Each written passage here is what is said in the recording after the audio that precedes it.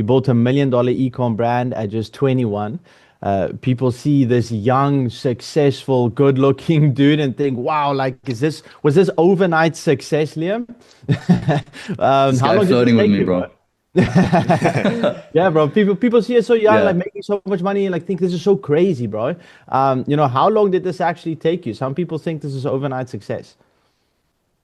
Yeah, it's interesting, boys, because I mean, for those of you guys that saw our last podcast, I wasn't actually in too good of a place back then.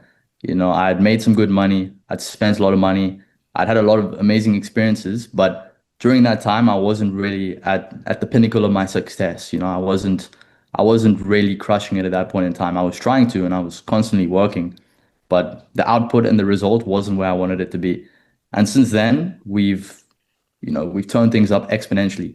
Like my life has completely changed since then. And yeah, I mean, that's also just a testament, that was almost 1 year ago.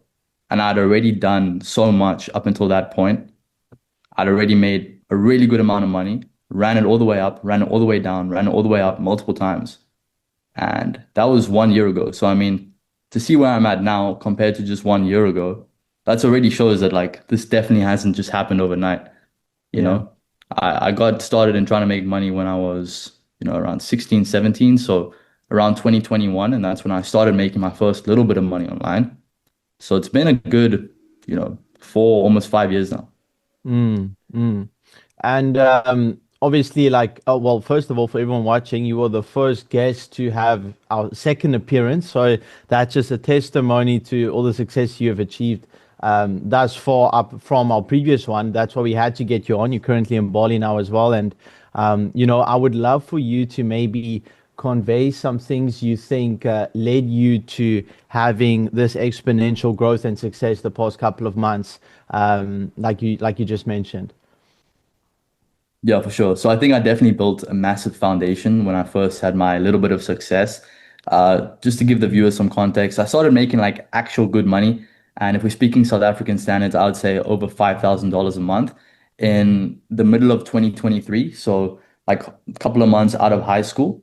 Was making like $6,000 a month in sales. Did that till around October, November of 2023. Rolled all of that cash over into e-commerce, and then made no money, just lost money for about a month. But bear in mind, I was working my ass off all day, every day with one goal and one vision, and that was to get an e-com brand up and running. It's on my YouTube channel as well. If people want to go watch it, I documented the whole thing. So if you enjoy this conversation and you relate with the health and wealth aspect, and both of these are very important when it comes to scaling a business or just as an entrepreneur in general, top link in the description if you want a more personalized approach, to scaling a business or in the health aspect as well. And also in the description is access to our free community where we've got 20 hours of content that you can just consume. 100%. If you enjoy this conversation, share it to a friend. Maybe think about subscribing, put the notifications on. It helps the channel a lot. And by doing so, we can get some more interesting guests like this. So let's get back to the video. Yeah. Then I made $15,000, next month $20,000, next month $50,000. So those were all milestones that I hit very rapidly. And that obviously gave me a very good foundation first in terms of knowledge, but also in experience. I put a lot of that money back into coaching, into learning new things, into travel, which ultimately led me to find out new things about myself, develop my own character. Last year I went to 12 different countries, and that really helped me just build the mentality of just an absolute killer. I mean, I still believe I have a lot to learn and I have a lot of growth to do, but I'd like to think that I'm only becoming more and more of a killer every day. And like, even if you aren't becoming a killer every day, I still think that everyone should think that, because you are what you think you are at the end of the day. You are what you believe you are. So yeah, Brandon, I would say like it's really just experience and the compounding effect. Even though last year when I had that podcast with you guys, I wasn't necessarily making money, I was still waking up every day and firing shots. And eventually one of those shots were going to hit bullseye, which they did. So yeah. There's an amazing quote from Drake. He said, it's real when you are you think you are. I don't know where exact someone said it as well, but Yeah, it's truly. I was in the sauna with a friend yesterday, and it takes like half a decade to really start to see some momentum coming in. Doesn't matter what business model you start, e-commerce, SMI, even trading, which I wouldn't really recommend, but it takes like 5 years, to really Yeah, start seeing some momentum coming in. So when you see young guys doing it, they started at like 16, 17. So Yeah. that's yeah, the yeah. reason why. And like, Yeah. yeah, and I mean, even if it doesn't take half a decade, like let's say you're in the right place at the right time, you're really putting in the effort, you meet the right person, and it takes you, 6 months. Amazing. But when you're going into it, you shouldn't have the mindset of, you know, Yeah, yeah. it's gonna take me 6 months, and if it doesn't, I'm gonna start losing hope. Like go into it and be like, okay, this is probably gonna be a lot harder and potentially gonna take a lot longer than I would hope it to, and Yeah. commit to that. Commit to the fact that you might have to work for 5, 10 years seeing no results, Yeah. because then achieving what you want is inevitable. Yeah, there's a good Bro, mental model also.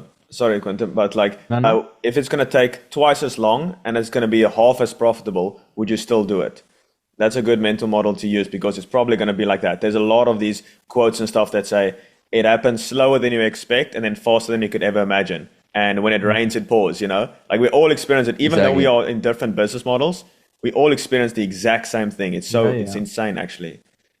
Bro, Yeah. And I will say when it does, yeah, I'm just yeah, gonna say one more thing on this, yeah. but I will say like when it does pour, like put as big of a bucket out as you can. Like really soak in that, Yeah. because the same thing happened to me. Like I started making money at the end of 2023, the beginning of 2024, and then I just started traveling. Like I went absolutely crazy. There was a period of time where I was like barely working, and it ultimately led to my downfall.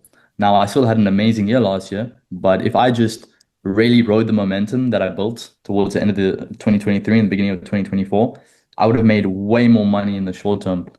And yeah, because I didn't ride that momentum as hard as I could, I was forced to go into a period where I had to really just rebuild again.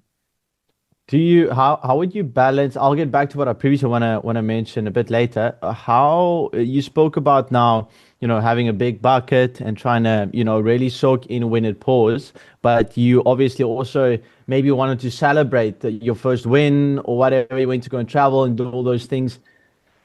How do you, looking back at all of this, maybe if you didn't go and travel and you focus a bit more on working, like you just mentioned, maybe you would have gotten a bit more in the bucket, whatever. How would you say is a good balance between celebrating the wins and then focusing on, making sure that you are leveraging everything you can in this moment to make as much profit as possible?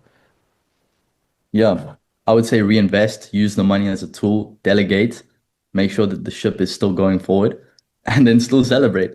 Like, Mm, I'm so grateful that I traveled. I met so many amazing people. I saw so many amazing places. I developed my character beyond measure, but I had no systems in place. If I had an amazing team and I'd reinvest that money first into the business and created it into something that was a little bit more independent without me, I would have been able to do these things yeah. completely guilt-free, but it was because I was the only thing keeping the ship going forward.